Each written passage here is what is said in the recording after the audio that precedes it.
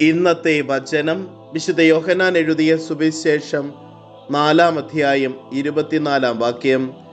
ദൈവം ആത്മാവാണ്, അവിടുത്തെ ആരാധിക്കുന്നവർ ആത്മാവിലും സത്യത്തിലുമാണ് ആരാധിക്കേണ്ടത്. കാരുണ്യവാനും സ്നേഹനിധിയുമായ നല്ല ദൈവമേ, അങ്ങേ തിരുസന്നിധിയിൽ ഞങ്ങളുടെ എല്ലാ പ്രാർത്ഥനകളെയും ചേർത്ത് വയ്ക്കുന്നു.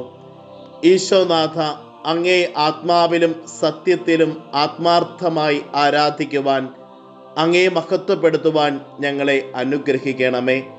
ഇന്നേ ദിവസം വിദ്യാരംഭം കുറിക്കുന്ന എല്ലാ കുഞ്ഞുമക്കളെയും ചേർത്ത് വയ്ക്കുകയാണ്. ആത്മാവിൻ്റെ വലിയ നിറവിനാൽ അവരെ നയിക്കണമേ. അമ്മേ മാതാവേ, അവർക്ക് വേണ്ടി മാധ്യസ്ഥം യാചിക്കണമേ.